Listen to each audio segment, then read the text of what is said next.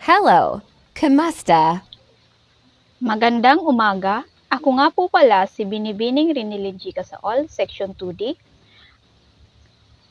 E-learning web app o tool na maaaring magamit sa pagtuturo at pagtataya ng wika at panitikan. Ang mga web app ng e-learning ay tumutulong sa pag-unlad ng akademiko at nagbibigay daan sa pagdaigdigang komunikasyon sa mga mag-aaral at instruktor. Ito ang web app e-learning tulad na lamang ng Google Classroom ay isang malakas at madaling gamitin na web app para sa walang putol na pag-aayos ng mga pang-araw-araw na aktibidad ng mga mag-aaral.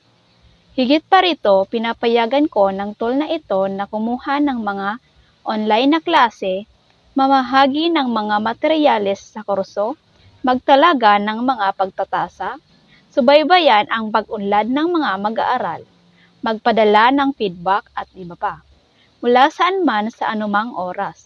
At dito rin sumisimite ang mga aktibidad ng mga mag-aaral, mga anunsyo ng instruktor, at dito rin nilalagyan upang mabasa ng mga mag-aaral kung ano iyon.